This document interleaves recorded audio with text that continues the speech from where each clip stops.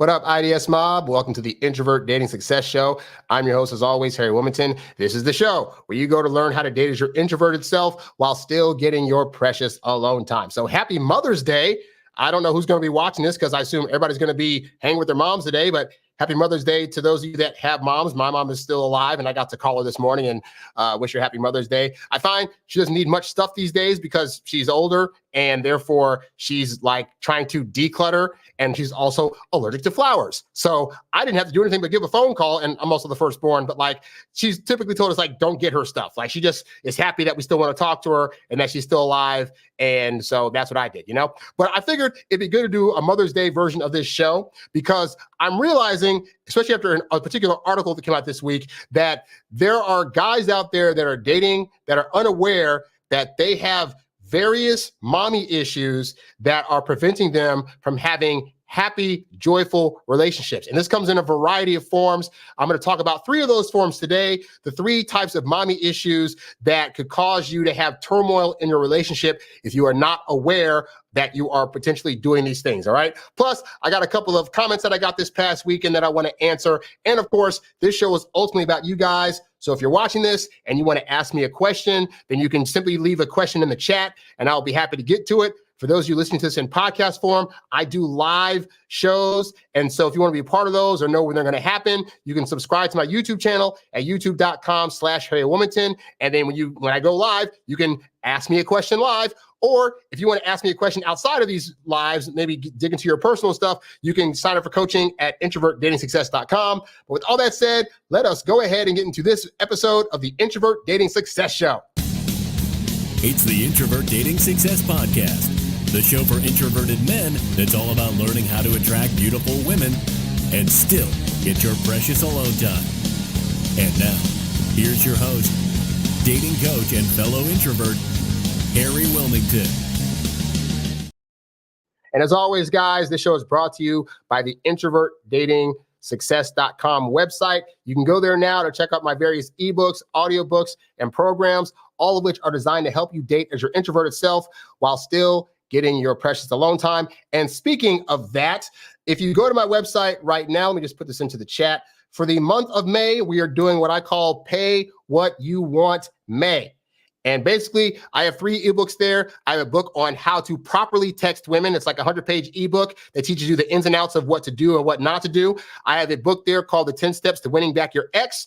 And I have a book there called No Girls for You, The Ultimate Guide to Losing the Girl of Your Dreams, which is a book that teaches you exactly how to lose women and why the things you're doing right now to try to get them is causing you to lose them. It's a very funny book that opens your eyes to like some of the things that, if you're like me, I used to do some of these things like complimenting, getting flowers, not talking about sex. And that book encourages you to do those things and then explains why it is you're going to lose women as a result. So all those books you can get at the website this month at any price. Just go to checkout, type in a number, boom, that's what you pay for it. Pretty simple stuff. And of course, while you're there, check out our coaching program. Check out some of the other things I have there, like the Stop Losing Women podcast archives. I did a show before this that was 435 episodes of rock solid dating advice information. It's $20 a month to sign up to get access to those podcasts, and people really liked it. So that's why I put it up, but it is available at the website as well. Definitely check all that stuff out. All right. So with that said, like I said, guys, we're going to go into a few things first before I get to the main topic, but I do encourage you to leave your questions in the chat, and I will get to them during this broadcast, all right? So to start off with, let's see here. What do I have here? Let me X this out right here real quick. Okay, questions. Here we go. Okay, so I had a guy write me at my Instagram account this week. My Instagram account is also Introvert Dating Success, and he had a question. He said, I just saw a YouTube video of yours, and I was wondering if you could give me advice on my situation. I'm young, so it's a lot harder for me to deal with this. My girlfriend broke up with me over a month ago. She wanted me to change some things, and she never saw the change in me. She's in college. I'm assuming this means he's probably maybe like still a high schooler, like 18, but like in his senior year of high school. I don't know. She's in college. We were just Snapchatting each other, and that was it. But she was going to college parties, obviously. She told me, here we go. She told me that she danced with people and kissed, but there was one guy that she danced with. He asked her to have a sleepover.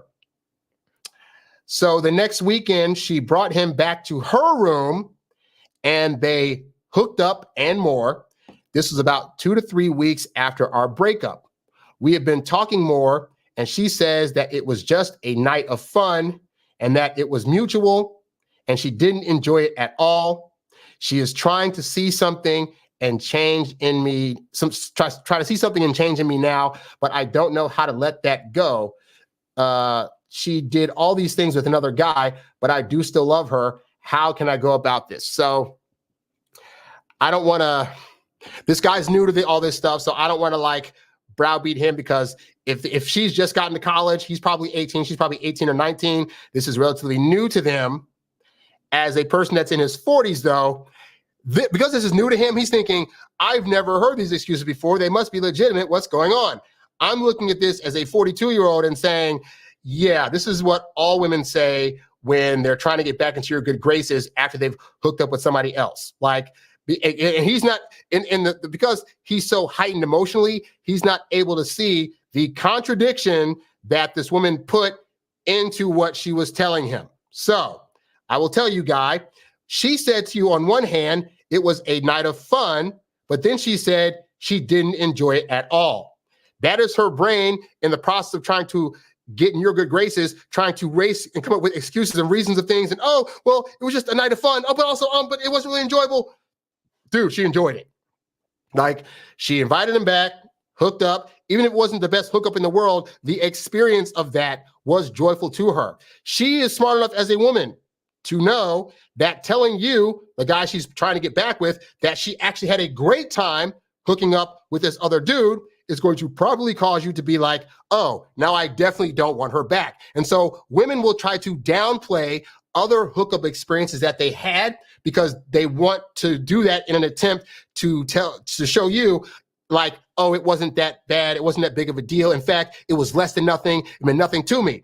But let's see the reality of the situation. She met this guy at a party, and then she took him back to her place. He now knows where she lives. Chances are they probably run into each other quite frequently on campus or in whatever friends group this resulted in him getting with her, right? The point is, this guy has better access to her than you do. Do you really think that this is only happening one time?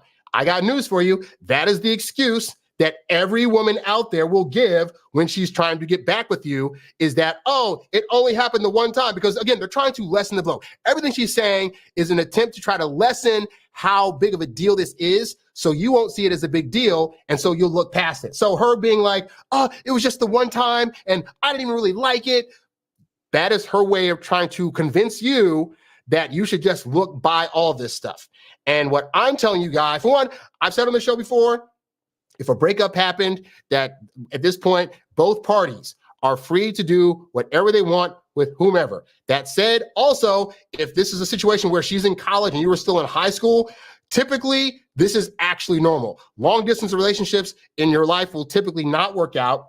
And especially relationships that you started off in high school, they are more than likely going to break apart. I have seen high school sweethearts and college sweethearts end up getting together for a long-term situation, but that is not the norm. What is the reality of norms is that you're probably going to lose contact with that person, or either you or her are going to go off into different colleges and start meeting people, and you're going to get tempted, and it's going to be really hard to keep that together. I'm guessing the fact that she broke up with you, I'm guessing that meant that this guy was actually already on her radar, and she probably used the breakup as an excuse to be able to be like, oh, well, now that we're broken up, I can hook up with whoever. Hey, guy, over here. But he was probably already lined up, and she wanted to, for purposes of her conscience, break up. That way she could technically say we weren't together. Spoiler guy, women do this all the time.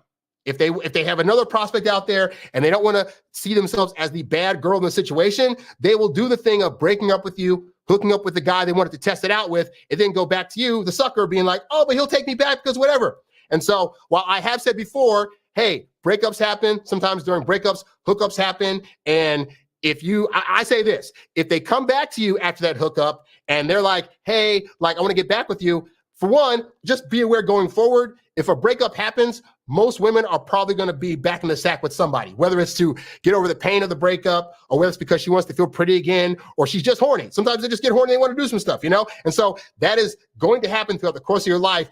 If you break up with somebody and they come back to you later or you go back to them later, you have to do that understanding that if you accept them back, there's probably a good chance that a hookup happened. That said, and you have to decide with that if your brain can handle knowing that and still date them, then you're in your full right to go for that. I'm looking at this situation and saying, this seems like it was set up. It seems like she broke up with you intentionally to hook up with this guy, to test out the waters. And I can assure you it probably was more than one time. Hey, you weren't there. So she's assuming you're going to take her word for that. Because as guys, we want to believe that women would never lie and that they're only going to tell us the truth and that we put them on such a pedestal, they can do no wrong and they would never do a thing like lie to me about a hookup or lie about the fact that they broke up with me to hook up with somebody. They totally would. They would totally do that. So get that out of your head. You need to start. I did a whole video about the 7 steps, the 7 stages men go through in order to accept women as they are.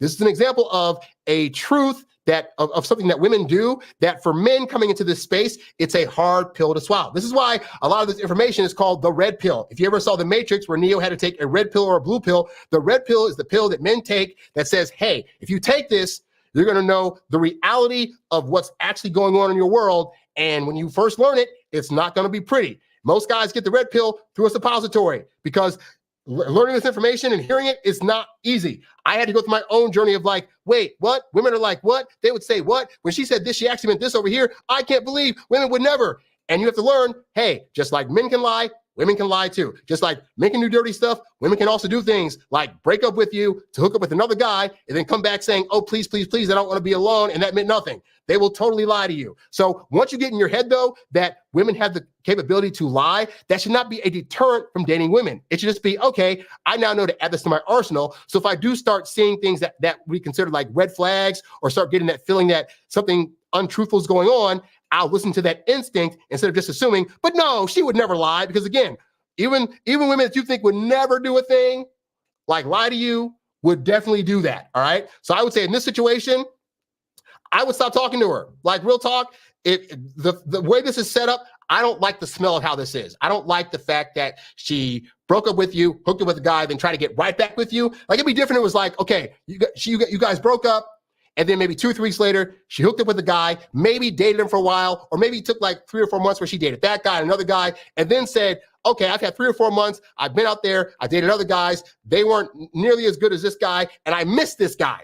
That's a different conversation where she's like, hey, you know what? I know we broke up a few months ago. I've had time to reflect. I maybe dated some other guys, but like I realized that no matter who I try to date, I still wanted to be with you. That's a different conversation than just one guy, and then a week later, hey, I want to get back with you. Like, but again, you're free to do what you want to do. I'm just a guy on the internet. You do what you want to do with that situation. For me, I'd be out. I'd be like, hey, best luck to you. At best, maybe she'd be like a friends with benefits, but that's time I could be spending getting with other women who would actually want to be with me and wouldn't play me like this, you know? So hopefully that answers your question. I don't know if that's the answer you want to hear, but that's the answer I'm giving to you. So best of luck to you. Okay, let's see. We had another question here.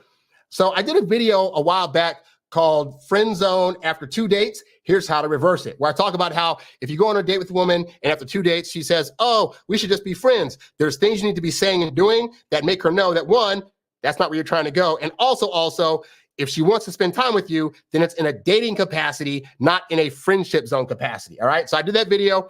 This guy left a message under that. And he said, I'm stuck in a similar situation. The only difference is she's my coworker that has known me for 2 years. And I just started to date her around 2 months ago when she told a mutual friend that she liked me a few months back. Also, she doesn't even say hi when I bump into her, nor is she chatting with me anymore. She's leaving the company next month, so I don't know if I should just let her go. So when I see situations like this, I read a lot more into just, oh, we dated for 2 months, because knowing guys and knowing how I used to be as a dater, in those 2 months, if she's by the second month, a woman should be starting to think about, man, we've been having a consistently good time together. I trust him. I like his jokes. He makes me laugh. We've had good hookups. I think I'm starting to wonder if we should be in a relationship. So by the 2.5 month to 3 month mark, you'll start getting questions like, what are we? Like, what are we doing together? Where do you see this going, right? That's where a woman should be. So I have found if a woman is not doing that, and instead at 2 months, she's starting to do things like pull away a bit, or she's ghosting, or she's like starting to turn down dates, what that indicates to me more often than not, guys, and this is what I'm going to give you the truth, it signals to me that a guy was probably doing too much in terms of telling her about feelings, in terms of texting her, in terms of trying to be around her. And where I think this typically happens, the reason I find this typically happens is because men have bought into the lie that in order for a woman to be attracted to them, it needs to be 50-50 effort. Like if a woman's texting you X amount of times, you need to do it the same amount of times. If she's trying to invite you out X amount of times, then you need to do the same, and it needs to be the same effort. If she starts telling you about feelings she's having, you need to do the exact same. And my experience has taught me that for men going forth with women in terms of the things you're doing for them and what they're doing for you, it should be in terms of the verbal side of things and in terms of the contact side of things and in terms of the telling feeling side of things, it should be a 3-to-1 ratio. So what that means is that for every 3 times that she initiates a text, for example, you'll initiate a text 1 time. For every 3 times she tells you about feelings and about the future, whatever, you might say it potentially like 1 time. And I say that because, as I've said on the show, women typically tend to feel things and or read things from us 3 times more than we are expecting. This is why if you go on a 3rd date with a woman and you're like, hey, just so you know, I've been having a great time with you and I can really see a future with us together at some point down the line, you're thinking you're just sharing information. You're saying where I'm at in my journey, I'm already seeing this is a positive thing and I can see positive stuff with us going further in the future. And what she hears it as is you're ready today to make her your future, because women are always going to read in layers deep into what you're saying. Now, men get annoyed by that.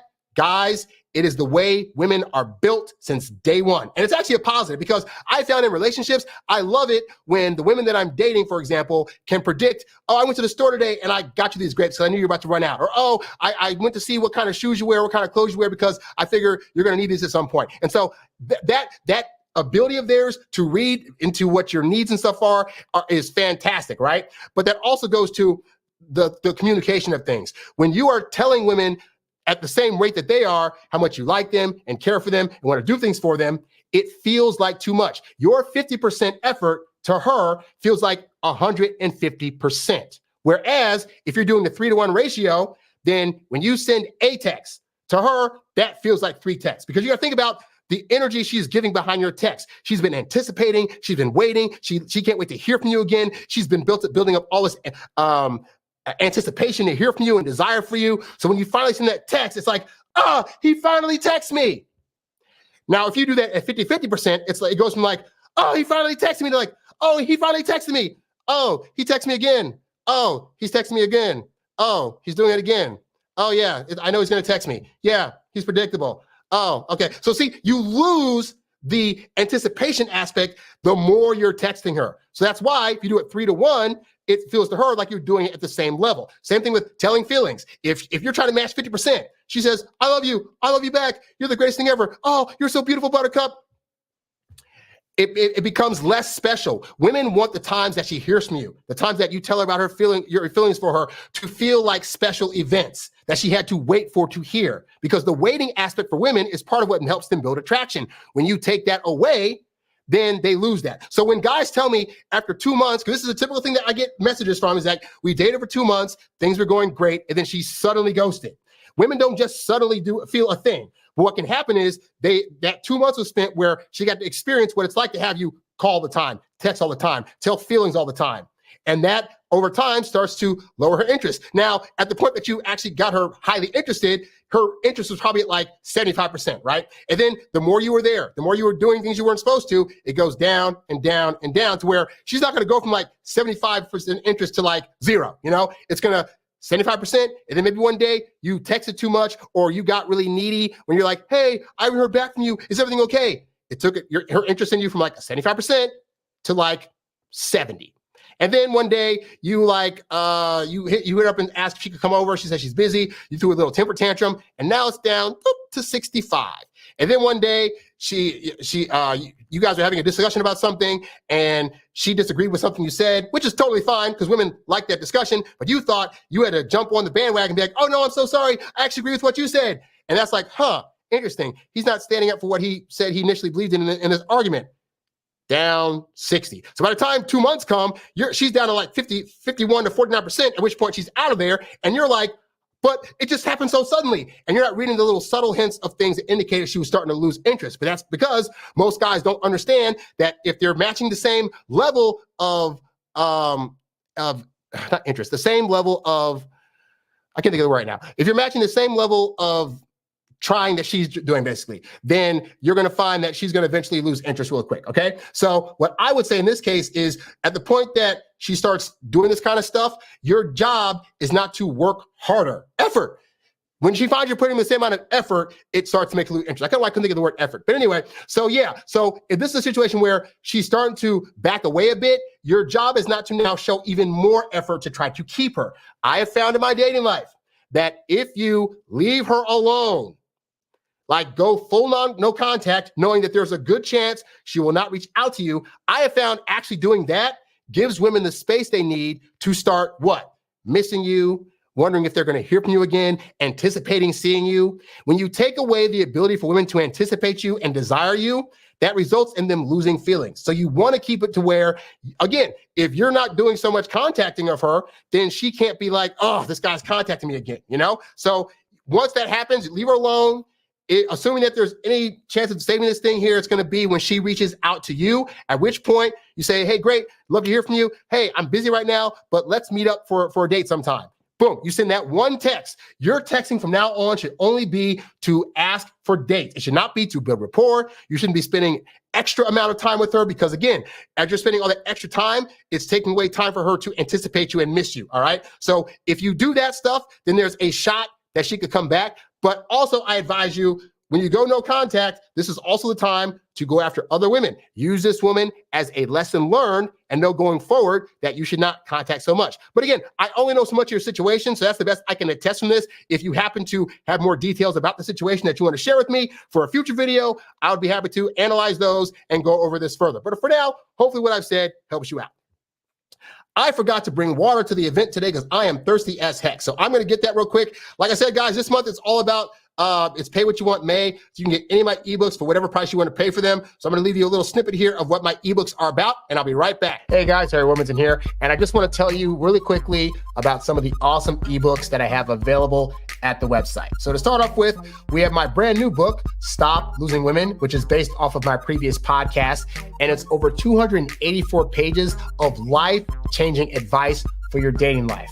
You're going to discover in the span of these pages the ins and outs of how to become more confident, the do's and don'ts of how to attract women, how to pace yourself during the dating process, and ultimately what it truly takes for you to be a more confident dater so that way you can get out there, attract women, and more importantly, stop losing women, okay?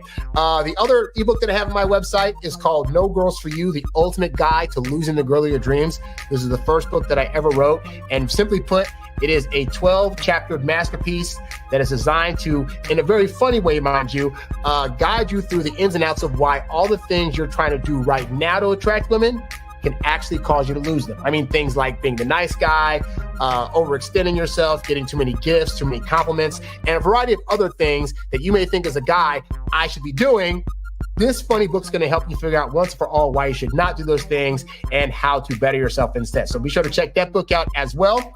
The other book that's been very popular at my website is called Texting Like a Boss. This is where, for all you guys out there that have problems texting women or don't understand why she starts off so chummy in the terms of the texting things, and then she starts to kind of go away and you can't figure out what's going on or why, or you're not an efficient enough texter to be able to actually get dates by way of texting. Well, this book is going to give you 21 do's and don'ts that are tried, true, and tested, so that way you can get the results that you want with women when you're texting them, and ultimately not do the wrong things that are going to cause her to eventually ghost you in the texting realm. All right. So check that book out at the website.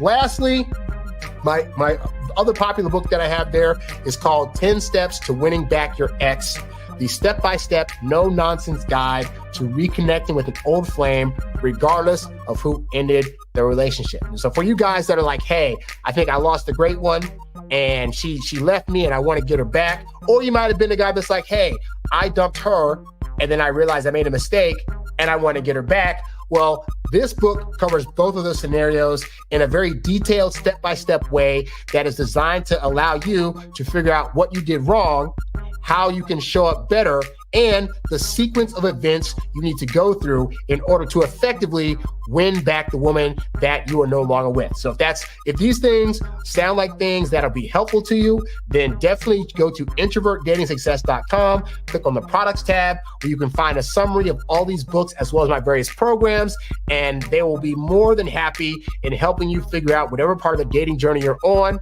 so that way you will not be confused and you will ultimately be able to have the dating life that you want. So check those out at the website today. All right, we're back with water. Be your own boss, guys. So I have a question in the chat. I'm trying to think of it. So the question is, what is the name of your program or book where you talk about the do's and don'ts and boundaries when you both agree to be in relationships after the dating process?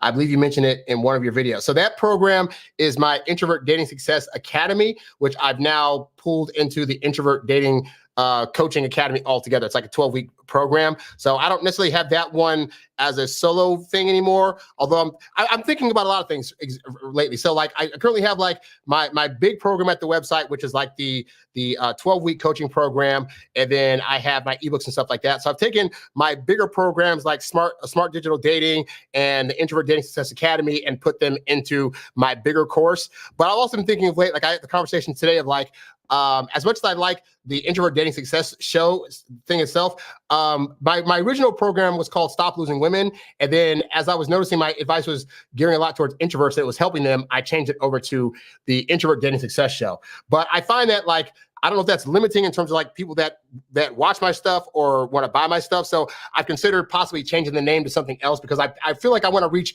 like I still want to continue to give content that's going to help introverted people. And I want them to know that this is the space for them to go. But I find that like all the stuff I make is actually helpful for like a variety of people. Like over the years, I've been able to help introverts, ambiverts, and extroverts with my materials, be able to get women, be able to get in relationships, be able to get married. And so I don't know if the introvert title is limiting for that. So I'm all that to say, on the off chance that I end up changing the name to something else, then I would consider putting that program back as its own solo entity. For right now, I don't have that program live on my website as just a do-it-yourself course. Also, I find real talk, like I find that when people order do-it-yourself courses, a lot of times they don't finish it up. Like I like having materials that help people. And as much as I enjoy getting the money from that, I get more joy from knowing that like people get the programs and books and then like read through the whole thing or like do all the exercises and then actually change their life. Because what I don't need is bad reviews from people that buy stuff from me and then be like, oh, I didn't finish it. It's like, then why'd you buy it? Like, I mean, again, appreciate the money, but then why'd you buy it? So all that to say, it's not currently my site available as a live thing, but if you're wanting that, you can definitely like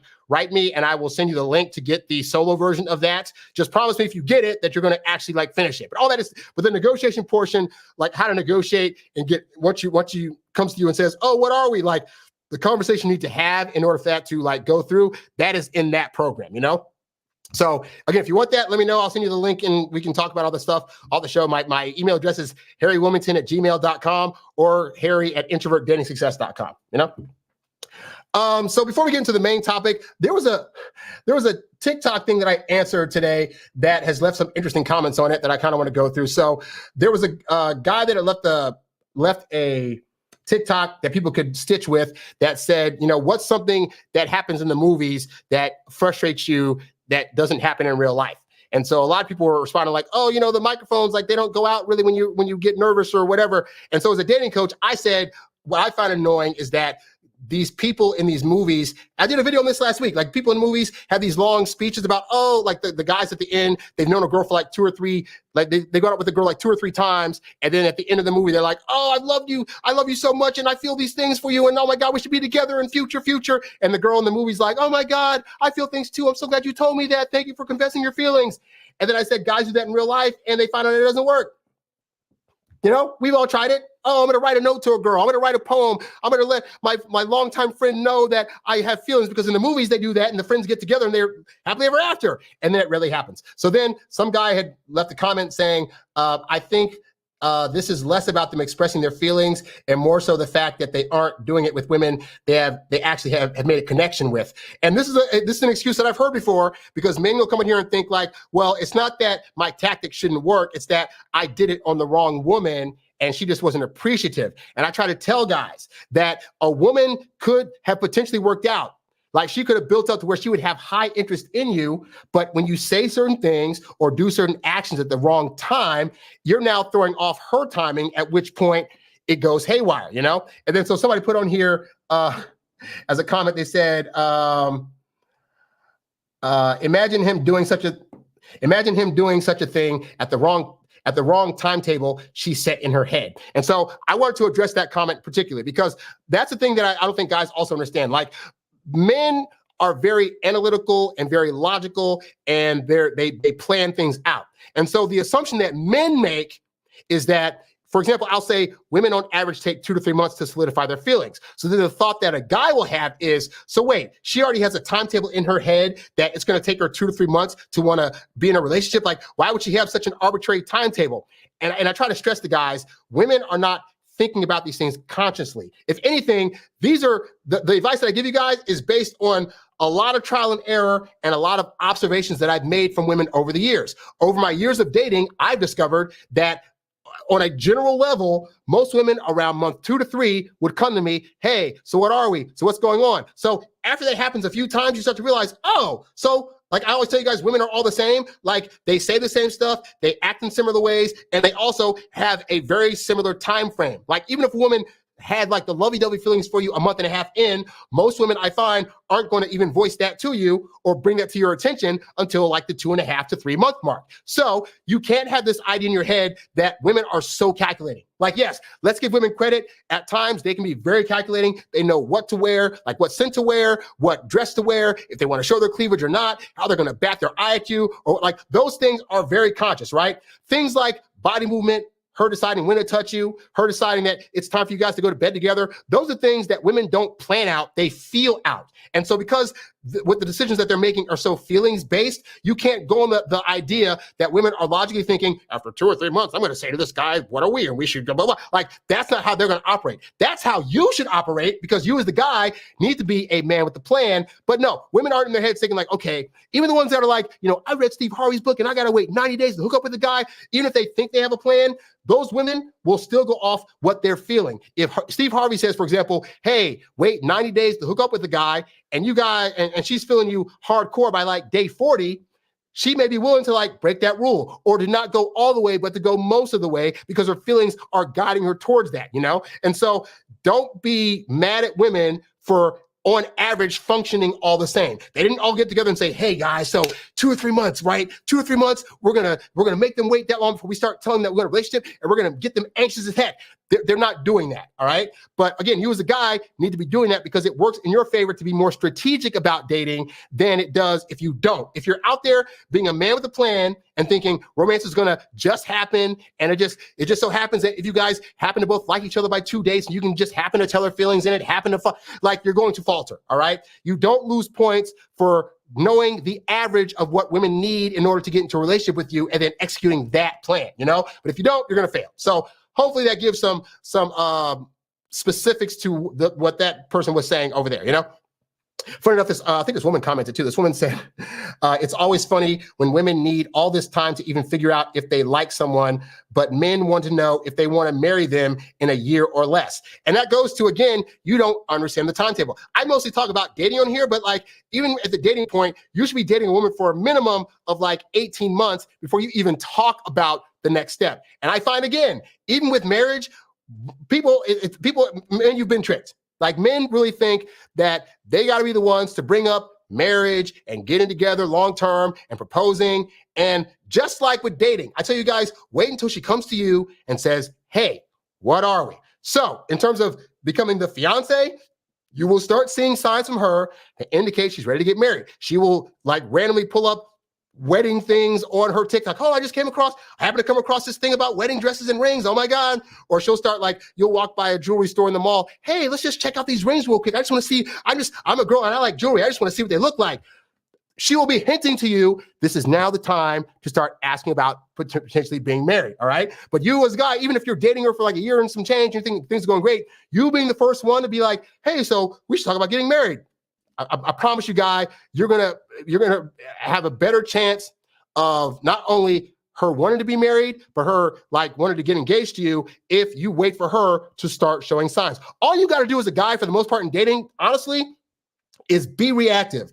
Like recognize the signals that she's sending and then react accordingly. If you can't tell if you need to go for a first kiss, look at her. Is she looking at you a certain way? Is she holding back her keys as she's at the door? Is she's like, well, I had a nice time. We're looking at her lips. All you do is just, oh, these things are happening. This is my time to react. The better you get at that, then there will be no mystery to your dating life. At least that's what I found. Now, to be fair, some of you guys either haven't seen these signals before, so they'd be new to you, or you don't know what to look for. That's why I got programs and ebooks at my website. And that's why this month is, wait for it, pay what you want May. So you could learn right off the bat, how should I be texting women? You could learn, okay, I messed up with my ex. How can I get her back? Or you could have a whole book that you read that teaches you the ins and outs of what not to do so you can start doing the right things, and you'll have an understanding of why what you're doing now doesn't work. And you can get any of those books at the website, introvertdatingsuccess.com. Click on the products tab. It is pay what you want May. Get any of those books for whatever price. Just type in a number at the end of the checkout, and that's what you pay for it, all right?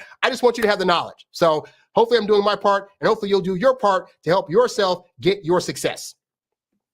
All right, so with all that said, let us now talk about the topic of the day, which is, which is mommy issues. So I'm going to show you this article. This is what prompted me to want to do this. Aside from the fact that it's Mother's Day, I thought it'd be cool to have a Mother's Day themed show, but also I saw this. Let me just share my screen real quick here. Where are we at? I'll do it in this corner. Here we go. So this is the article that I saw. So Marlon Wayans is a comedian, and he has never been married. And so he did an article where he talked about this, okay? And the title of the article says, Marlon Wayans reveals why he never got married. Quote, I didn't want my mom to be jealous. So let's read through this, right? He says, ahead of the actor-comedian's latest stand-up special, which I think is pretty funny for the most part. I'm going to watch the special. Marlon Wayans got candid, sharing several interesting deets about his personal life. In a recent interview with a media house, the 51-year-old actor spoke about why he never got married, and the reason will leave you surprised. Wayans explained that his potential wife would make his mother, Elvira Althea, feel slighted. Notably, the topic of his marriage came up during a conversation on The Interview, a New York Times podcast. He says, in response to a question about his marriage plans, the actor explained that he was worried about how having another serious relationship with the woman would impact his mother before she died in 2020. Quote, I never got married because I never wanted my mother to be jealous of a woman. I never wanted my mother to feel second to any woman. He also explained it was one of the 5 reasons, as he also thought he would mess up his hypothetical marriage. He says, during the conversation, Wayans opened up about how his mother's death at age 81 made him realize how much she meant to him. Quote, my mother's death broke me. It shattered me into a million pieces because that was my girl. Okay. He revealed the truth about his marriage decision to his mother shortly before she died. Quote, I told my mother on her deathbed, I never got married because I always wanted you to be my number one girl. Those were my last words. I said, take that to heaven with you. So this guy is clearly showing a huge case of mama boy syndrome. And the sad part is, you know, I'd like to say like he's a weirdo for being that way. Like, think about it. He's like, no, I'm not going to sacrifice time with another woman because my mom will be jealous. How dare I? No, instead, I'm going to not do that. And that way she'll know that she's the number one in my life.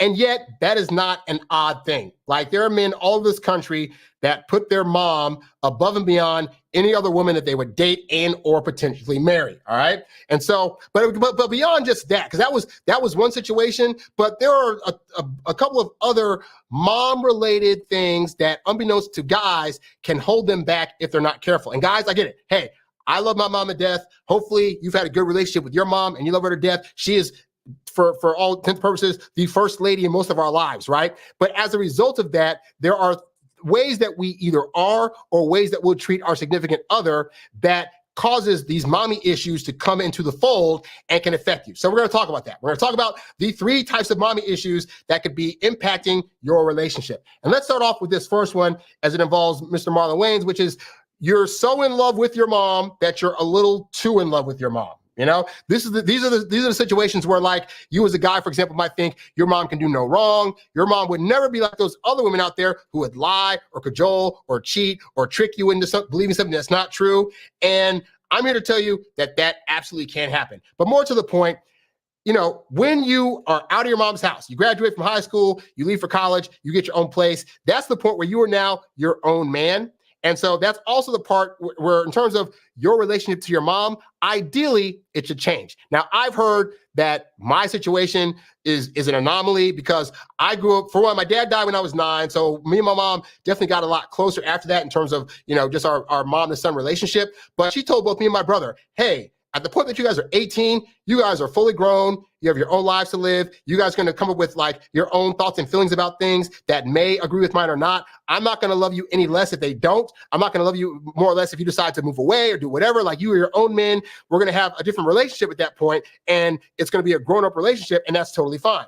And so, to her credit, I've had times where I've gone to mom, I've been able to say, like, I'm going to do this thing or this thing, and she ain't got to agree with it, but I still know that she loves me. So I never felt like my mom was going to hold me down. I've dated women, some that were great, some that were like also great, but like not necessarily gelling the best with the family. But it's like, at the end of the day, I knew that my mom wasn't going to judge me on my decisions that I made or the things that I thought about, you know? And I'm realizing as I get older that a lot of men do not have that situation. Like, they have been emotionally manipulated to believe that if they make any kind of decision, or if they, you know, do something that's not going to make their mom appease them, that their mom's going to get upset, throw a tantrum, cut them off completely from the family or whatever, you know? And so, like I said, men get emotionally manipulated at times into, like, being there a little too much for their mom. Or if a situation arises where, say, it's the mom versus their fiance or their wife, and the wife's actually in the right, they'll still want to side with the mom or try to be like, but hey, can you just, like, for purposes of like getting along with her, just like, you know, just say yes, you agree, or be sorry, or whatever like that. And that causes a lot of turmoil in relationships because your wife over here or your fiance or your long-term girlfriend or whatever, she's thinking you guys are a team. You're facing the world together. And so, as much as she doesn't want you to have a bad relationship with your mom, if your mom's acting up or tripping, or she has an opinion about something that goes against what you guys as a unit have decided is better, then she's going to feel some kind of way about that. She's not going to feel like you're hearing her. She's not going to feel like she has somebody to protect her. And a lot of women start to lose interest in you guys, in part because they don't feel as though they have a true teammate on their side. They now have somebody else that they're also going up against because, as far as she's concerned, you're going to always go with your mom or your close aunt or your grandma or whatever. And sometimes those people can also be wrong. So you have to look at, yes, it's good that you have a positive relationship, but when it goes over into things where, like, well, I can't choose any other woman, or she's the highest woman on my list, it's okay at the point that you're grown and you find somebody that you want to do long-term stuff with, that the person you're going to be with longer term is the one that gets the higher up in terms of your love, your care, your affection, the things you're willing to sacrifice. And there are some moms out there, unfortunately, that will make you as a guy feel like bad about that, or shame you for it, or say, how dare you leave your mother in the cold, this and that. And I've seen plenty of moms out there like manipulate both their daughters and their sons. Okay. You have to understand that as a grown man, your mom's probably going to test you on that. Your mom's going to probably come to you one day when you're with your spouse or your significant other, whatever, and say some stuff or do something in a way that is meant to call her out or to say she's wrong about something. And that's your mom's test to see if you're going to be on your grown man to actually stick with the person you chose, or if you're going to continue to be her good little boy. And at the point that your significant other sees that, she's already going to start to lose trust. I can imagine a fair portion of divorces in this country that women initiate is probably from that situation where it's like, his whole family was saying something, and I was trying to tell him what the situation was, and he just went with them, blah, blah, blah. Like, that happens a lot. So if you might want to take a look at, is your relationship with your mom currently a toxic one, or one that's in a place where she knows what the deal is? She knows when you bring another woman into the foray that you're going to consider for a long term, that she's going to be the one that gets the benefits. She's now your number one. Your mom's still a close number two, and that's a great position to be in because it's still better than number 10 or 12.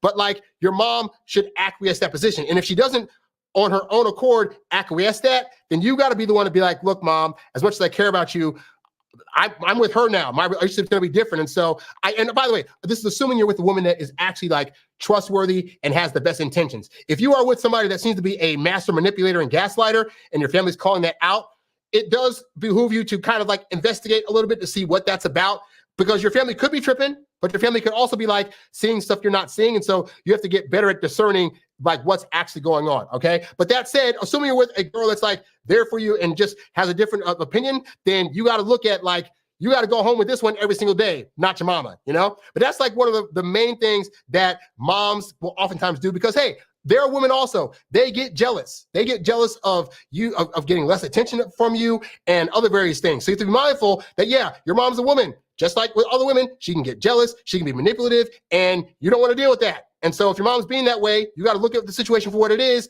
and choose the woman you're with long term. Somebody left a comment that said, my mother-in-law sabotaged my marriage. Mommy issues are a problem for women too. Oh my God. Yo, hell, what's the saying? Like, women keep women single. And so there are like married moms, or even like moms that are essentially the worst ones, like the single moms that see their daughter about to be happy in a relationship. Like, sad to say, as much as I love my grandma, I know that my grandma was oftentimes jumping into one of her daughters' marriages to the point where like it ended up not working out. And there were other reasons why it didn't work out, but that was a big thing, was that anytime a situation came up, my aunt would go to her mom and say, hey, we're going through this thing. You agree with me, right? Oh yeah, baby, you're totally. And that totally does it, you know? And so, yeah, women are great at sabotaging relationships. I find men, and maybe I could be biased, so if this is wrong, let me know. But typically at the point where like, you know, a dude has a son or a daughter that gets to somebody, they're just kind of like, as long as you treat the person right and don't beat him up, then go on your own, whatever. Because the dad's like, if they're going to live their lives, I got other stuff to do.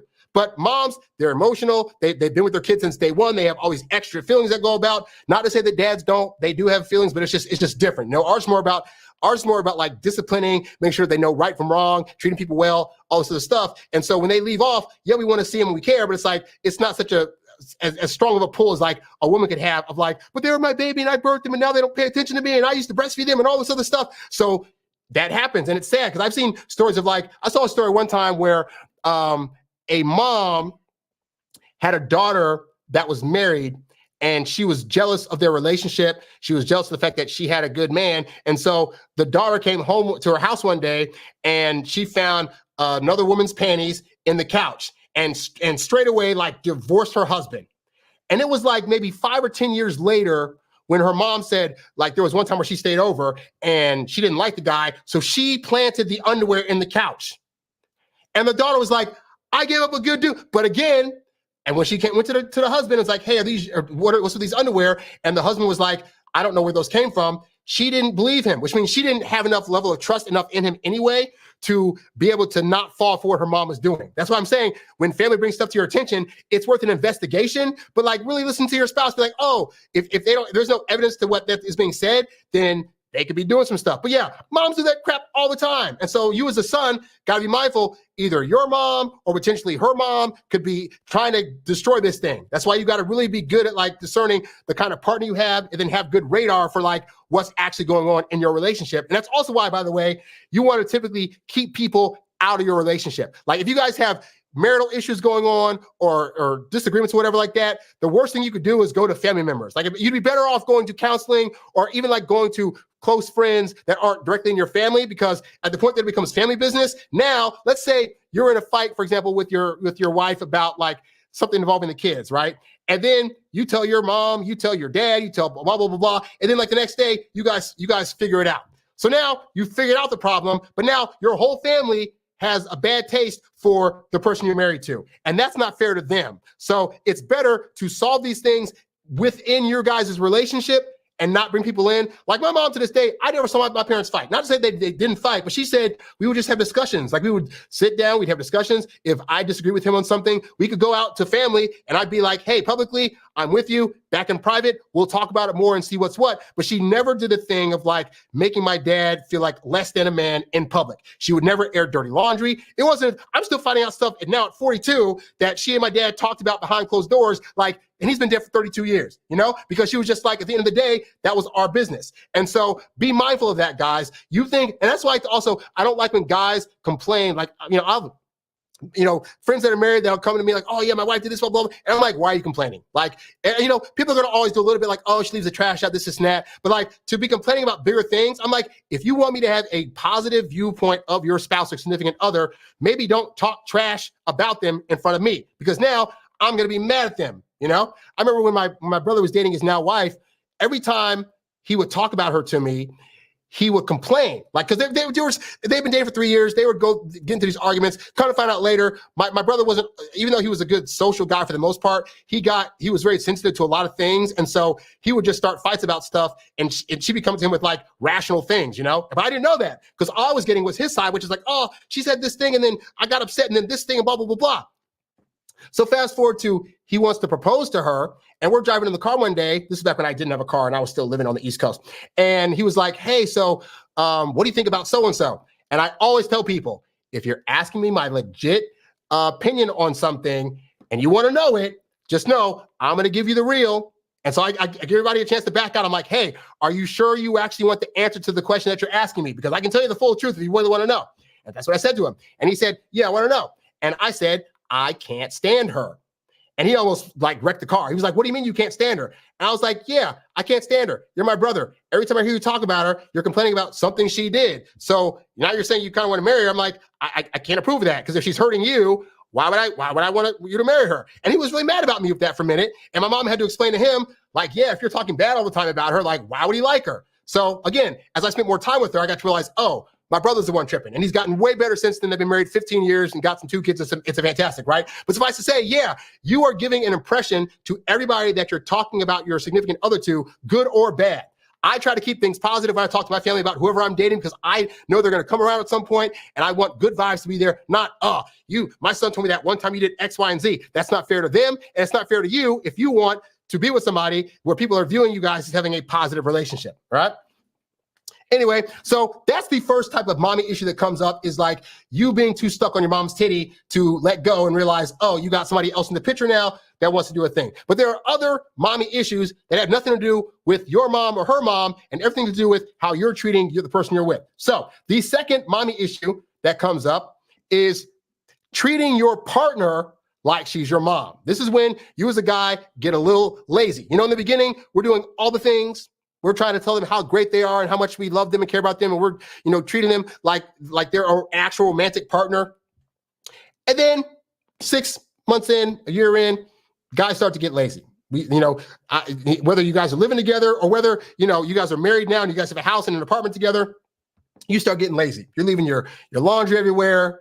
You're waiting for her to clean stuff. You're making her cook stuff. If you get sick, you're hoping she's going to bring soup to you.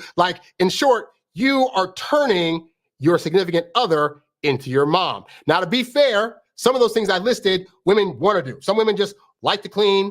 I've dated a bunch of women that love to cook in the kitchen. So that's a great thing if they want to do that stuff. But you have to be aware of at what point are you turning her into your mom versus just being your romantic partner. And a lot of this, you guys will come at the point where kids get involved. Once she has kids, obviously you're a dad, she's a mom. And a lot of guys end up doing a thing where if she's already in mommy mode, you darn near become one of the kids. You're sitting around playing video games. You're not doing your part to upkeep the house. You're not trying to plan dates anymore because you figure, well, she knows all the planning and and you're treating her just like a mom. The problem is she's your romantic partner, not your mom. And most women actually hate being compared to anything that would resemble your mom. You telling her, hey, you cook and clean just like my mom did. That is not a compliment to women, But guys will do that. They get into that space where it's they unintentionally start doing things that, because again, we grew up first under our mom. That was the first woman in our lives. And so it's very easy to subconsciously transfer all those behaviors that you showed to your mom and then take how she treated you and want that same kind of treatment from this new woman over here. And that's not fair to her, because she got into this for sex. She got into this for love. She got into this to feel camaraderie. She didn't get into this to feel like she's above you, to where she's literally treating you like a child. And then come to find out, most guys, they complain about, well, she treats me like a child, but what did you put her in that position? Because if you weren't doing the things as a man that you needed to do to show her, hey, I still view you as a viable sexual candidate. I still view you as somebody that, is on a partnership with me. And so I'm going to treat you as a romantic partner that just happens to have my kids versus treating you like my actual mom. That's the thing you got to be mindful of, guys. And again, we're not always conscious of that. We're doing that sort of thing. But if she starts making comments like, hey, like, I noticed that I'm picking up after you, or you're not taking out the trash, blah, blah, blah, or I'm always having to nag at you. Like, when women start nagging at you, they don't want to nag. But keep in mind, they grew up under a mom too. And what they've learned from their mom is, if I'm not getting my way, nagging is going to help you get your way. So then women end up becoming naggers, and they don't want to be, but they learn from their mom that that's how you get people to do what you want them to do. We don't want her turning into a nagger. This is why I tell you guys, one of the things that you can do to help your case in terms of being a good dater is to start studying up on female communication, how they ask for things without actually asking for it, learn how to do passive communication, learn to read visual cues and signals that women will throw out there, because those things, if you know how to read them, she doesn't have to feel like she's getting to the level where she's your mom, where she's nagging all the time, where she's asking you to constantly pick up and do X, Y, and Z, and then make you frustrated. Like, you can't be frustrated if you just automatically know when she says, oh, the trash has been out there for a while. That's code for, hey, dude, take out the trash. Because as much as we complain about women being nags, the reality is they don't want to nag either, but they've been trying to do it the way that they know how to, which is passively, and it's not getting done. They don't want to nag because that now puts them in the masculine role. At the point that you make a woman your mommy, she's not going to be a woman mommy. It's going to feel more like she's giving you direct orders, which is what men do. So she's going to now feel like a man, which in turn makes you probably less attracted to her and wanting to do stuff, So don't make the mistake of turning women into your mom, which actually leads into point number 3. So the third version of mommy issues that guys unintentionally do is that at the point that she becomes a mom, you actually want to treat her so much like a mom that you don't, how shall I say,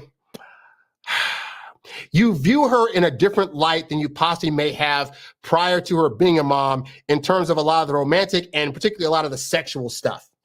I've heard people say things like, or guys particularly say things like, I can't ask my wife to do this sort of thing. She's my wife and she's the mother of my kids. I can't view her going down on all fours or going down on me or doing these salacious sexual acts or going to various hookup clubs or doing, a threesome or a plethora of other things because she's a mom now.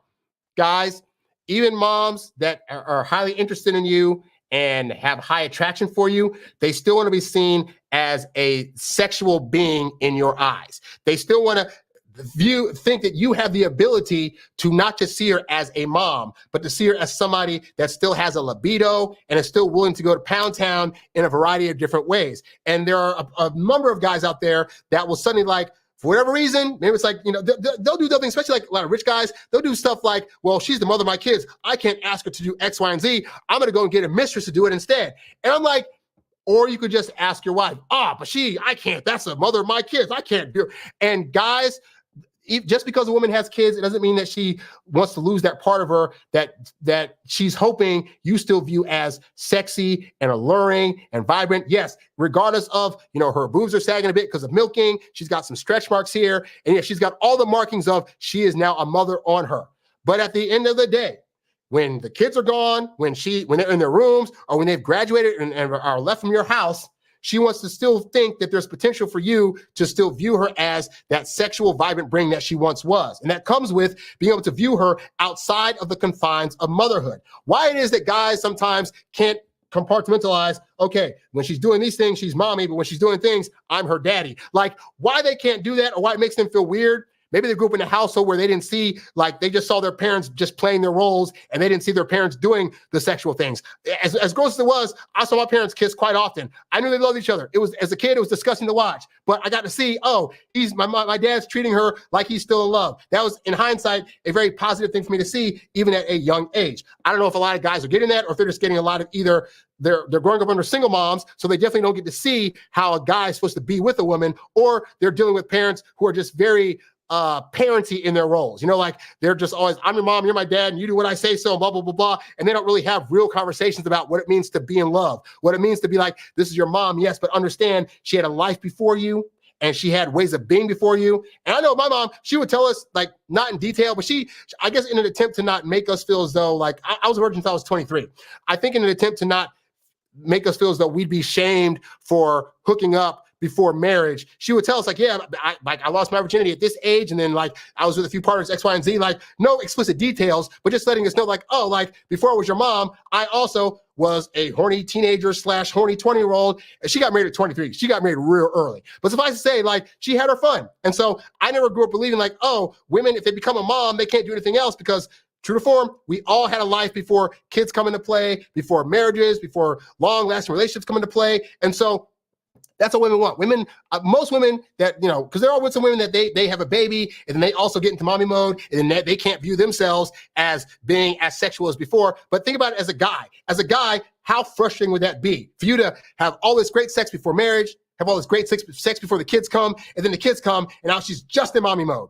And you're like horny as a dog, and she's like, I can't, you're the father of my, like, that would be really annoying. And that happens to guys, you know? So, but that also happens to women. So for those of you guys that are just like, but I just can't do it anymore, you need to learn to compartmentalize that crap, because if you're not giving it to her, the pool guy is, the guy at the job is, somebody's going to come in and literally fill those holes if you're not doing it. And so you got to get out of these various mommy issues that come up. You got to stop worrying about what your mom's going to think about things or putting her on this high pedestal. You got to stop treating your partner so much like a mom that she starts feeling less and less sexual because she's like, you're like a kid now. Like, what are you doing? And even if she has kids, spoiler guys, she still wants to be seen as somebody beyond that, somebody that you still see as a viable sexual candidate in the market, you know? So hopefully in terms of these mommy issues, you're able to go back, listen to this, study it, and understand that some of these things for you guys that are in relationships could be things that cause a detriment to them if you are not careful. So hopefully that helps you out. So with that said, we got a few minutes left. So if you guys want to chime in, you guys want to leave any comments down, or if you want to ask any questions of me, you're definitely welcome to do so. I got a couple more comments I want to go over before I close out so we can get into those as well. Let's see. Starting with, what's this one here? Too much. I think I already answered this one. I did answer this one. Okay. So my most popular video on this channel, of course, is my 5 ways to pass your pull-away test video. I constantly get comments under that all the time from guys that apparently are seeing that as the first video of mine that they're watching. And as much as I try to explain in that video that the pull-away test isn't always an actual literal test. Like, it's not like women, again, like I said earlier, women aren't always consciously doing this test. They do a pull-away test based on what they're feeling in the moment with you. If in the moment they're feeling like there's a lot of texting going on, there's a lot of neediness in those texts, there's a lot of trying to invite her out too much, then based on that, or the feeling of what she's getting from that is, this is a lot, I'm feeling pressured to choose this guy, and now my body's going to naturally pull away, so that way it gives me time to do a reset, right? So this guy, so I get this response quite often, but I'll read it. So he says, this stuff is nonsense. You telling men to play a game of pretend to get into a relationship with a woman. How can this ever make sense? So what he's alluding to is that I say at the point, you got to realize as a guy that you're going to be highly interested after 2 or 3 dates, and you're going to want to contact her more. You're going to want to see her more, and you have to curtail that for the betterment of what she needs, which is she needs time to think about you, to reminisce about the dates, and she needs time to sit with herself and desire you and want to see you. Like, those are very important, right? But when I say that, a lot of guys take that as, so I have these strong feelings and I can't tell her, and I want to contact her a lot, but I can't do that. To me, that feels like a lie. And so here's what I want you to understand, right? Is that just because it feels like you're being dishonest, it doesn't mean that you're doing a dishonest thing. You got to understand, when I give you guys advice on stuff, let's say you try it out. When you initially try it out, it's going to feel weird. It's going to feel awkward, and it's going to feel not natural to who you are. Why? Because you have X amount of years doing a bad habit that, for better or worse, feels more natural to you. If you're in the habit of calling a woman immediately after a date or texting her immediately after a date to say you had a good time, it's going to sound dishonest and weird when I say, wait 4 days, wait 5 days, because you're thinking, but she's going to feel like that's dishonest because we always have our phone. I hear this all the time. We always have our phones on us, so she should know I could text her anytime. Isn't that going to make her upset? Now, I have found that waiting 4 to 5 days before I call a woman or text her for another date resulted in me getting more dates, more positive feedback, and hookups a lot faster. So I'm at the point now where that habit has allowed me to reap the benefits of women's attention even more to where that's not a question in my mind. It is now a natural part of my dating regimen. I take a girl out, show her a good time, I go home, I don't text her. Spoiler, by the way, guys, I found that if I go home and I don't send a good night text or I don't send a text the next day saying I had a good time the previous day, you know what happens? Women text me, just want you to know I had a great time last night. Boom, incoming. Happens time and time again to where I know, so the reality of not texting women so soon is that they'll text me first, fan-freaking-tastic, But if you're not in the habit of that, it's designed to feel weird. All habits will feel weird until you get to a point where you start to do it more and you start to see success from it more. But also remember, whatever you're doing right now, you're also not getting success from. The only difference is that action feels a lot better because you've done it more. Hey, I had the action at one time of like, I'd have a crush on a woman and I'd wait 3 or 4 months before I realized she was starting to lose interest, at which point I would call her up, hey, or write a message, hey, just so you know, I really like you and I care about you. Now, did it work? Never did. But it felt good. It was natural to who I was, and women didn't like it. So do we care at this point about, do you do the things that feel good to you even if they don't work, or do you try some new strange stuff that sounds kind of off, but in the long run, it does work? And it just means getting over the hump of creating that habit anew, all right? So I'm not telling you guys you need to lie to women by not being so available and not calling them all the time. What I am saying is you need to rethink the way you feel about doing those things or not doing those things. Right now, you're feeling it's going to be a lie and dishonest if I don't readily contact her all the time when my phone is right here able to do that. You need to start thinking about, but is that an activity that is going to benefit the situation? If you texting all the time results in her losing interest, then that lets you know that is not an activity that she desires or needs. I found most women don't need that much communication in the beginning to feel attraction. If anything, they need less attention and less communication in order to fully develop those feelings, because it lets them feel as though those feelings are developing on their own, which, spoiler guys, they are. If you're leaving her alone for 4 days, and that whole time she's thinking about you, you didn't force that. Her brain said, I had a great time on that date. I want to have it again. I'm reminiscing about how you made me feel. Oh my God, I can't wait to hear from him again. Will I? That's all stuff she did. All you did was be a tad bit more patient. And if you being patient makes you feel dishonest, I got news for you. Not being patient scares women away a lot faster. So you can do whatever you want, but I just want you to rethink about whether or not the things you're doing are either honest or just things that you hadn't considered women actually need in order to build that attraction. So all I care about are results. You can feel whatever way you want about the things I'm telling you. If the results you're getting, like the results I've seen from guys that comment all the time about how the stuff I'm telling them works, if the results you're getting is that you're getting more women, and that if they pull away, for example, and you go no contact also, the result ends up being a week later, they contact you and want to hook up, then go with that. Because what you're doing right now, obviously, is not working. And as much as you want to try to push to make it work, we can't have our ego so wrapped up in the thing I'm doing has to work, or else I'm going to judge myself as being a bad dater. Take the opinion instead of like, my ego is wrapped up in, I'm going to be willing to be open to learning new information. And if new information I find is helpful, that I will do that thing instead of the old thing that I was stuck on. I found doing that let me be open to more ideas about the ins and outs of what should actually work in dating. Now, if you want to know what doesn't work in dating, you can get my book at the website, introvertdatingsuccess.com, called No Girls For You, the ultimate guide to losing the girl of your dreams. Right now, we have Pay What You Want May. You can go to the website, click on the products tab, check out any of those ebooks, and you can get any one of them for whatever price you want to pay. $2, $5, $12, $100, whatever you feel the value is going to be, that is your cost. But get those books. It's a great way to start getting a better idea about the ins and outs of what women actually want versus what you think they should want in relationships. So hopefully that helps you out.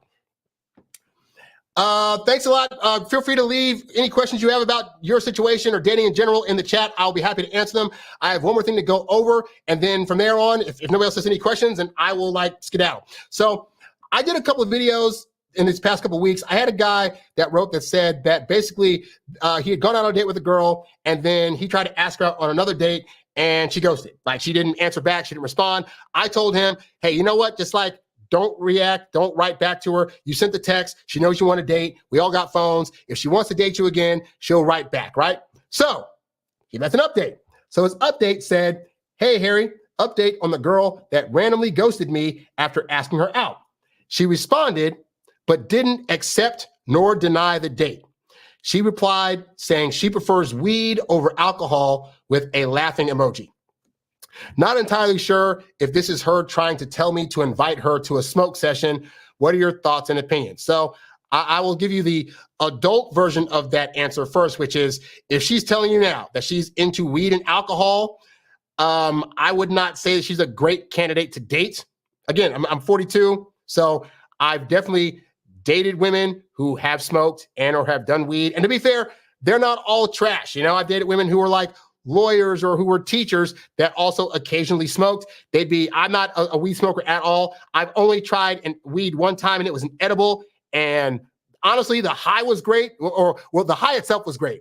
The getting to the high and the coming down from the high, worst experience ever. Would not recommend. So I tried that at 41. That lets you know I've gone most of my life without this stuff, right? But suffice to say, I don't really see situations where weed and alcohol equates to a great relationship. Alcohol is a depressant, and those kind of drugs also can cause a lot of misreads. Here's the real talk, okay? I'm for you guys being able to date with a strong head about you and having your full analytical mind at play. And I find that guys get super sensitive when alcohol and weed is involved to where it's not worth the time. Like me, again, having never tried stuff, I was already kind of misreading things and sensitive to things, right? Now add in alcohol and weed. Some people say, hey, weed calms you down. It slows you down a bit. And alcohol's fun. It's women loosen up. And I'm not saying don't ever do that stuff. I'm just saying, if you're trying to get with somebody that also does that stuff on a consistent basis, and she's already saying it, that means women are very good at being able to convince you to do more of those types of things. And it's not to your betterment as a dater to consistently do those things. So I would have already been I'm not in that stuff. I'm not either of those. I'm out. I'm just not. I've dated women that did weed. They were for the most part fine, but also it's a lot of times they're on weed because they have anxiety, they had bad childhoods, they have a bunch of other issues going on that they're trying to use weed as a means of coping with it. That's not a good sign, because suppose she runs out of weed, or for whatever reason, she can't get near alcohol. You're going to have a nervous, anxious person that you never got to see in their real state, So that's the adult version of that answer. But with that said, so her reaching out to you and saying she prefers weed over alcohol, it could be a sign that you need to offer for a smoke sesh and that she'd come over. But I'm more interested in the fact that she didn't directly respond to the text you sent about a date, Now, this could be her way of saying, hey, we should have a date. She's passively saying it. But again, so at that point, you just say, hey, great, we should smoke together sometime. Come over, let me know when you're free or whatever. But I don't already like this setup, because the reality is she could have said, the next thing she sent you could have been sure, I'd love to date with you. Let's have a smoke sesh. She could have said that, but she didn't do that, So she basically ignored your question. I found in my history of dating that when you ask a woman directly for a date and her response isn't a direct yes, or that's great, or oh, let me check my calendar, that's not a good sign. That's usually a sign that she's not interested enough yet to do a full-on date with you, but maybe a woman that's I could turn him into a potential friend as part of my friends group, or he'd be cool to smoke with, but that doesn't mean I want to do anything more with him. I'm not getting a lot of good signals here. So I would say if she mentioned the smoke thing and that's what you want to go with, fine. Consider setting up a date for a smoke sesh and see what she says. But if you do that and she still gives you this passive answer of oh, well, or doesn't answer whatever, then that's a sign. But again, I'm old. I make dating very easy for myself. Dating is not hard. You ask a question, which is, let's go on a date. And she responds with, that sounds great, or I'm not interested. Or most women don't say, they'll just be oh, I'm busy, X, Y, and Z. Or they'll just ghost and not answer, right? Dating should not be like pulling teeth.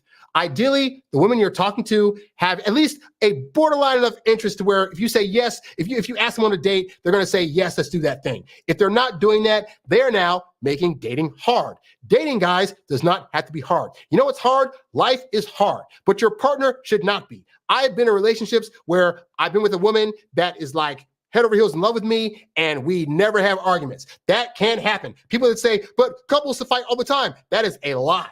We make dating harder. We make dating harder by listening to women like this and then saying, she's sending mixed signals. I tell you guys, I don't live in maybe land. To me, mixed signals don't exist. Either it's a hell yes for a date or it's a which equates to you're not interested enough to want to go on a date. I don't take it personally these days. That is totally fine. I will just find somebody else that is more interested. Now, for you guys that maybe don't have a lot of prospects, a part of that could be you don't have enough buildup into who you are or your level of self-esteem to believe that other women out there exist, to where if this woman came along and said, and you asked her for a date and she didn't answer, you just be like, okay, who else do I got my phone? Like, if you're not at that level, that means that you have some serious work to do. And I would love to help you with that. You can go to introvertdatingsuccess.com, check out my coaching programs, check out the one-on-one coaching phone call thing, check out my ebooks. But all this stuff is designed to be able to help you get to a place where you have more confidence in yourself, to where these low quality women will not even be a consideration for you. Because